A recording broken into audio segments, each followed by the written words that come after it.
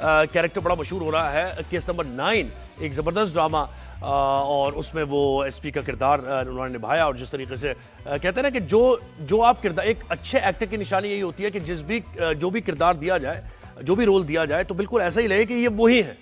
तो ये इनकी खासियत है। अच्छा, न सिर्फ एक अच्छे एक्टर है बल्कि एक ऐसे इंसान भी है जो बड़ी इंटरेस्टिंग शख्सियत है। ऐसे ही नहीं कि सिर्फ एक्टिंग में मगन है और बस एक्टिंग का करे है, सीरियस है, नहीं नहीं नहीं, साथ साथ एंटरटेनमेंट भी चलता है उनकी लाइफ में, साथ साथ क्रिकेट भी चलती है, हंसी मजाक भी करते हैं, अपनी फैमिली को भी बेहतरीन तरीके से ज़ाहिर है उनको भी वक्त देते हैं। तो एक ज़बरदस्त शख्सियत, लेगेसी उनकी है। लेकिन इस लेगेसी के होते हुए कई दफ़ा ऐसा होता है कि आपको वो लेगेसी हॉन्ट कर रही होती है। जब आपकी ज़ाहिर फैमिली किसी फील्ड में होती है और आपको भी मौका मिलता है उस फील्ड में, तो लोग बहुत ज़्यादा जज करते हैं आपको कि भाई मौका मिल गया तो परफॉर्म नहीं कर सके। लेकिन कामरान के साथ ऐसा नहीं है। उन्हें अगर मौका मिला है तो उन्होंने करके दिखाया और ये प्रूव किया है कि वो एक ज़बरदस्त एक्टर है, एवॉल्व किया है एज ए एक्टर, जो कि खुद वो कहते हैं कि शुरू में उनकी अदाकारी इतनी सही नहीं थी, खुद वो कहते हैं, हालांकि हमें तो बेहतरीन लगती थी, लेकिन अब वो कहते हैं कि वो एक मैच्योर एक्टर बन गए हैं और वो नजर आता है उनकी परफॉर्मेंस में। कामरान जलाली को वेलकम करते हैं शो पर। गुड मॉर्निंग, कैसे हैं आप? ठीक ठाक हैं आप? ठीक ठाक हैं? गुड मॉर्निंग, अस्सलाम वालेकुम जी सबको, ज़ुहैब, आपकी पूरी टीम को, आपको बहुत बहुत शुक्रिया। Thank you, thank you. Kamran, हम आगाज तो केस नंबर 9 से ही करते हैं। ये जब आपको कैरेक्टर ऑफर हुआ तो आपको लगा था कि इसमें इतना पोटेंशियल? वैसे तो एक मुख्तलिफ ड्रामों में आपने अदा किया होगा एक कैरेक्टर, लेकिन स्टोरी स्ट्रांग थी, प्रोडक्शन अच्छी थी, तहरीर अच्छी थी, जिसकी वजह से इतना इस्टेब्लिश हुआ और आपने भी बेहतरीन तरीके से उसके साथ उसको जस्टिफाई किया। जब मुझे ये कैरेक्टर एसपी ज़ुहैब का ऑफर हुआ तो आप देख लेना कि इसमें सारे जो यानी कास्ट, राइटर, डायरेक्टर, सारे सब टॉप क्लास के थे। और मुझे उस वक्त अंदाज़ा हो गया था कि या ये ड्रामा बहुत नोटिस होगा और ये इनका 7 स्काई वालों का, जियो का, ये एक मेगा प्रोजेक्ट था। तो मुझे बताया गया कि जी इसमें आप एक अच्छे गुड कॉप का कैरेक्टर है और आपके ऑपोजिट जो है वो एक बैड कॉप है, जो कि गौहर रशीद वो कैरेक्टर प्ले करेंगे। तो जब मुझे कास्ट बताई गई और जब मुझे शाहज़ेब खानज़ादा का बताया गया और जब मुझे स्क्रिप्ट के हवाले से मुझे थोड़ा सा बताया गया कि जी ये इशू है, इस मौजू पे ये ड्रामा बन रहा है, तो मैंने कहा जी ये ड्रामा छोड़ना नहीं चाहिए। तो इस तरह फिर ये ड्रामा मैंने एक्सेप्ट किया। और एक रेप विक्टिम की कहानी और जो हमारा निज़ाम इंसाफ है, किस तरीके से ज़ाहिर है हिंडरेंस और वो सारी चीज़ें उसमें नज़र आई हैं। ये फ़ायदेमंद हुआ कि एक जर्नलिस्ट ने ये कहानी लिखी, उसे पता है निटी-ग्रिटी का, उसे पता है कि क्या लूप होल्स हैं हमारे सिस्टम में, तो वो बेहतरीन तरीके से उन्होंने उसको प्रोजेक्ट किया। जो है बहुत सी चीजें आप यकीन जानिए हमें भी नहीं पता थी। अब इस हवाले से ना बड़े लॉज अब बन गए हैं ना, तो जाहिर सी बात है हमें अंदाजा था कि शाहज़ेब के पास इतनी स्टोरीज हैं और जो उनकी रिसर्च है वो बहुत अच्छी होगी। तो वो हमें भी बहुत कुछ इस ड्रामे से सीखने का मौका मिला। अवाम को तो सीखने का मौका मिला ही मिला, हमें भी बहुत सी चीजें सीखने को मिली इस ड्रामे से, ये स्क्रिप्ट करके। तो बहुत अच्छा लिखा शाहज़ेब ने, सब एक्टर्स ने बहुत अच्छा परफॉर्म किया। लकीली ओवरऑल जो सारी जो चीजें थी, डायरेक्शन वजाहत की आउट क्लास, और मैं समझता हूँ कि वजाहत केस 9 के बाद, बल्कि उससे पहले भी इंडस्ट्री के टॉप डायरेक्टर्स में अब शुमार किए जाते हैं। तो बहुत अच्छा, सब ओवरऑल कॉम्बिनेशन बहुत अच्छा रहा, बहुत मजा आया सबके साथ। अच्छा कामरान, ये भी मुझे बताया कि वैसे तो ड्रामा देखें एंटरटेन करने के लिए होता है, फिक्शन भी उसमें होता है, लार्जर देन लाइफ कैरेक्टर्स होते हैं, कभी कभार रियलिटी से हट के भी आप एग्जैजरेट करते हैं, लेकिन जब आप एजुकेट करने के लिए कोई ड्रामा बनाते हैं उसमें मुझे लगा कि इसमें थोड़ा सा अगर क्रिटिकल एनालिसिस किया जाए तो आउट ऑफ कोर्ट जिस तरीके से मसला हल हुआ, यानी मीडिया पर आकर एक शो में आके एविडेंस भी दिखाए गए, वहीं से पुलिस ले गई गिरफ्तार करके, मुझे थोड़ा सा नेचुरल यानी ऐसा होना चाहिए, ये प्रेसिडेंस सेट होनी चाहिए कि मीडिया की पावर इतनी हो कि एक कोर्ट में मामला चल रहा है, सब जुडिस मैटर है, जज ने फैसला करना है, लेकिन सम वे और दी अदर आप इन्फ्लुएंस कर रहे हैं मीडिया के क्लाउड के जरिए, चाहे वो रेप विक्टिम को आप फायदा ही पहुंचा रहे हैं। ये मुझे बहुत सुनने को मिली चीजें सोशल मीडिया पे भी, बहुत से लोगों ने व्लॉग में और वैसे बहुत जगह ये बातें सुनने को मिली कि जी ये फिर कोड की अहमियत क्या रह जाएगी कि जब सारा जो है सब कुछ मीडिया ही कर जाएगा। देखिए शाहजेब ने अगर सोचा होगा तो बहुत सोच समझ के ये चीज लिखी होगी। बहुत सी जगह पे ये भी मुझे सुनने को मिली चीजें कि जी शाहजेब ने अपने आप को प्रमोट किया, अपने प्रोग्राम को प्रमोट किया। अरे शाहजेब का प्रोग्राम ऑलरेडी यार पूरी दुनिया देखती है, पूरा पाकिस्तान देखता है, उसको प्रमोट करने की क्या जरूरत है शाहजेब को। तो मेरा ख्याल है कि ये सही है मेरे ख्याल से। अगर उन्होंने मीडिया की आवाज को आप कैसे दबा सकते हैं और सोशल मीडिया की आवाज को आप कैसे दबा सकते हैं, अगर वो सारी चीजें शाहजेब ने अपने प्रोग्राम में सारे एविडेंस के साथ खोल के रख दी हैं चीजें, तो इसमें मेरा ख्याल है क्या हो गया, क्या। हाँ बिल्कुल ऐसे ही है। तो सोशल मीडिया पे हर जो ज़ाहिर है अपनी मर्जी से हर इंसान बात करता है, कोई इसमें फिल्टर तो है नहीं। अच्छा एक और चीज़ आपकी यानी पूरा खानदान ज़ाहिर है, आपके बड़े भाई भी और आपके फादर भी, तो कभी कभार ये डिसएडवांटेज हो जाता है फील्ड में या इसका फायदा होता है आपको कि हमेशा लोग जज करते हैं आपको कि यार ये भाई की परफॉर्मेंस ऐसी है, इनकी तो इतनी अच्छी नहीं है, या इनकी अच्छी है भाई की परफॉर्मेंस होता है ऐसा? यार ज़ुहैब लकीली और अल्हम्दुलिल्लाह मेरे साथ इतना ऐसा नहीं हुआ। शुरू में जैसे मैंने अपने इंटरव्यूज में भी कहा है कि प्रेशर बहुत होता था कि जी कुर्बान साहब का बेटा है तो उस हवाले से एक्टिंग कुर्बान साहब के लेवल की होनी चाहिए। फिर अदनान आए इस फील्ड में, फिर मैं आया। अदनान मुझसे 4-5 साल सीनियर है। लेकिन मैं ये समझता हूँ कि यार हर एक एक्टर का अपना एक स्टाइल होता है। मेरे फादर का अपना एक स्टाइल था, अदनान का अलग अपना एक स्टाइल है, और मैंने अपना एक स्टाइल अपनाया।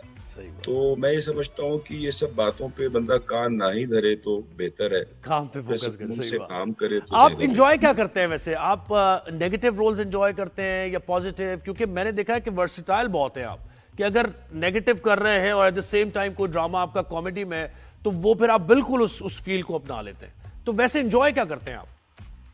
या मुझे ज़ुहैब काफी अरसे से नेगेटिव रोल्स बड़े ऑफर हो रहे थे और हो भी रहे हैं।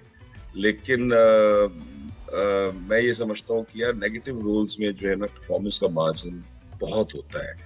और शुरू में बल्कि आज से कोई 7-8 साल पहले, 9 साल पहले बड़े पॉजिटिव रोल्स किए, लेकिन अभी काफी अरसे से मैंने बड़े नेगेटिव रोल्स किए हैं जो कि मुझे उसमें बड़ा मजा आता है परफॉर्म करने में। तो अगर आपका ये सवाल है कि जी ज्यादा मैं एंजॉय किसमें करता हूँ, तो वो नेगेटिव रोल्स में मैं ज्यादा एंजॉय नेगेटिव में करता हूँ। अच्छा, और एक और आप फैसल कुरैशी और सईफा जब्बार एक रोल कर रहे थे, एक हो रहा था सीन, बड़ा सीरियस सीन था, उसमें आप कॉमेडी करते हुए एंट्री हो गई आपकी, वो क्या था?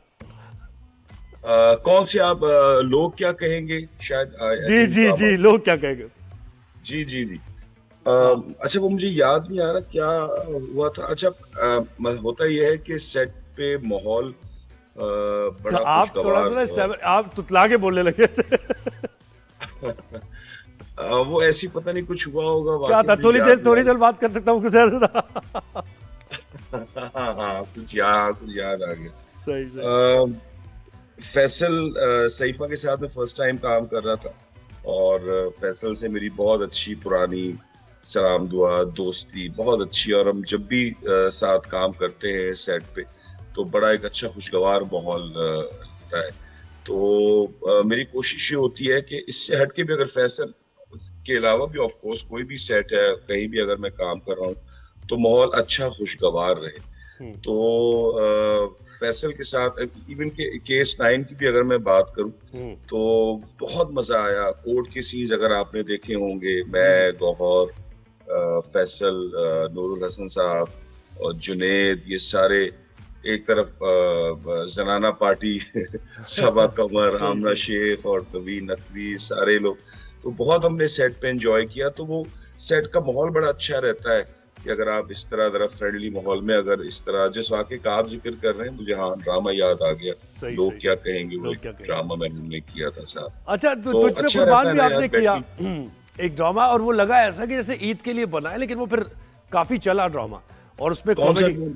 तुझ पे कुर्बान जी जी जी जी जी। हाँ उसकी भी बड़ी मजेदार कहानी है एक्चुअली। वो तुझ पे कुर्बान, उज़मा आपा, उज़मा गिलानी साहिबा आती थी ऑस्ट्रेलिया से, साल में वो 2 दफा आती थी यार। वो आप क्या मुझे फ्लैशबैक पे मेमोरीज में ले गए यार। बहुत बहुत अच्छा टाइम हमने वो देखा है। और एक्चुअली वो 10-11 एपिसोड का एक मिनी सीरियल टाइप की वो एक चीज बन रही थी।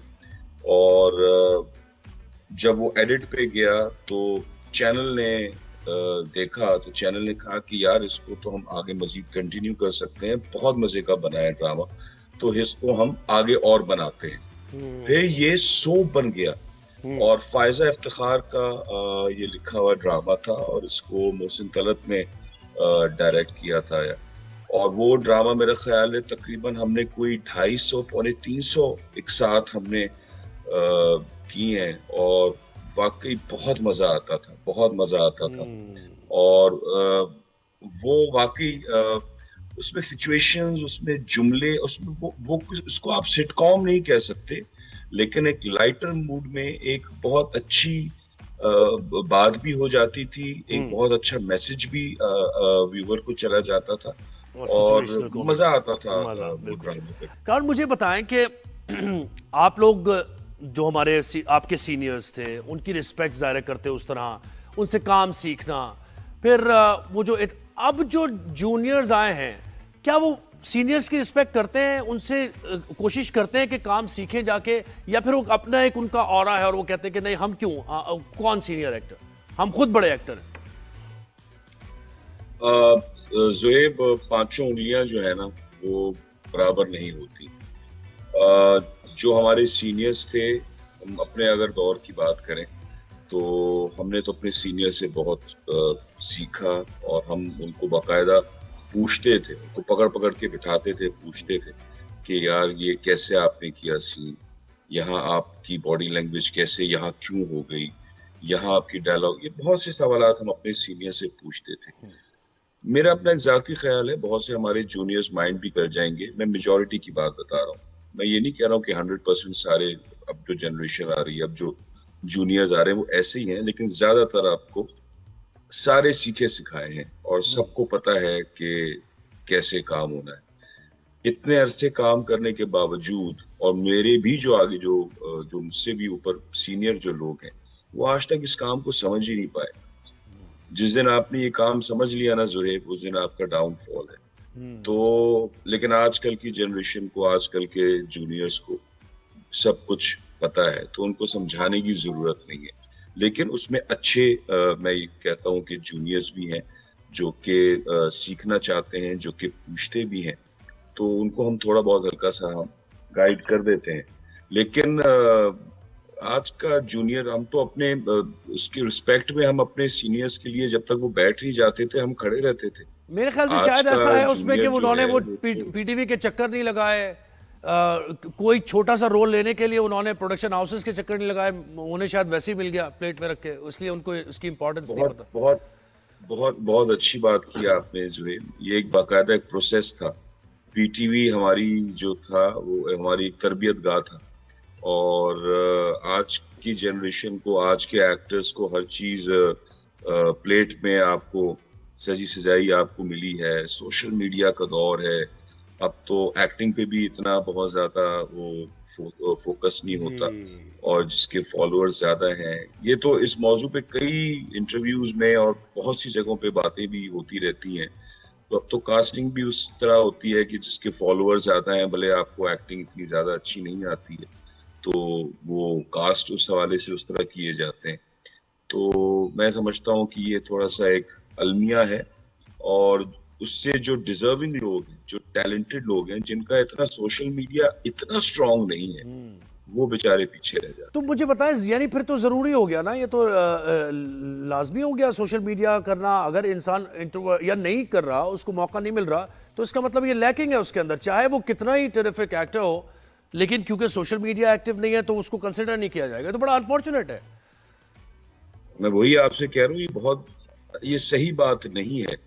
तो अब जाहिर सी बात है, अब आजकल सोशल मीडिया का दौर है, तो जितना जो एक्टिव रह सकता है, फॉर एग्जांपल अगर मैं अपनी मिसाल दूं, मैं किसी और की मिसाल नहीं देता है, मैं कहीं और नहीं जाता। मैं बहुत ज्यादा इतना एक्टिव नहीं रहता हूँ, बस कहीं कहीं बस थोड़ा बहुत जितना मुझे लगता है कि मैंने अगर अपने किसी ड्रामे की किसी चीज की प्रमोशन करनी है, बस थोड़ा बहुत वो मैं लगाता हूँ। ना मेरी कोई पीआर टीम है, ना मैं जो भी चीजें पोस्ट आप देखते हैं सोशल मीडिया पे, वो चाहे वो फेसबुक हो, चाहे वो इंस्टाग्राम, ट्विटर पे मैं हूं नहीं, तो वो मैं खुद लगाता तो हूँ। फिर इंडस्ट्री का क्या फ्यूचर हो गया कामरान, अगर दो एक्टर्स खड़े, एक एक्टर है और बाकायदा उसने एक्टिंग क्लासेस लिए हैं, थिएटर किया, और दूसरा उसके साथ खड़ा हुआ है सोशल मीडिया का जिसके 20 लाख फॉलोवर्स हैं, तो आजकल यानी आप ये कह रहे हैं प्रोडक्शन हाउस में उसको पिक कर लिया जाएगा, एक्टर को कहा जाएगा नहीं जी अभी आप इस रोल के लिए फिट नहीं, ऐसा ही है ना?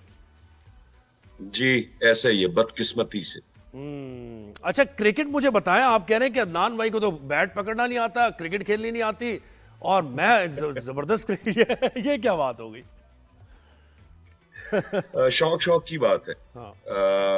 अदनान को शुरू से ही अदाकार बनने का शौक था। उसने तो बाकायदा फादर से कहा था कि जी मैं एक्टिंग करना चाहता हूँ। तो फादर ने कहा, बाबा ने कहा कि भाई अगर तुम्हें टैलेंट है तो तुम जरूर आगे निकल सकते हो। तो फिर बस उस जमाने में पीटीवी जाना होता था, तो काजिम पाशा साहब से और मुख्तलिफ काफी प्रोड्यूसर से मुलाकात रहती थी। तो वो सवाल से काजिम पाशा साहब से मुलाकात हुई। तो अदनान का पहला ड्रामा था एतराफ, अगर आपको याद हो तो, और उसमें दोनों आमने सामने थे, फादर भी और अदनान भी। और अदनान उसमें फादर के यानी बाबा के एक छोटे भाई का कैरेक्टर उन्होंने अदा किया था, बाकायदा उसमें वाइटनर भी लगाया था। 2-3 रोल्स काजिम पाशा साहब ने ऑफर किए थे उस एतराफ ड्रामे में।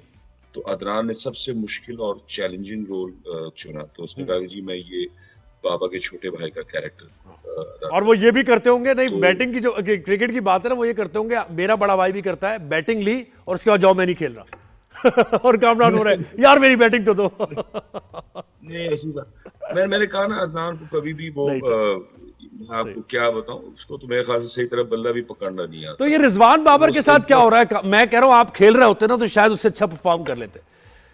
बिग बैश में जिस तरीके से दोनों के साथ हो रहा है इस वक्त, रिजवान को वापस बुला लिया कैप्टन ने।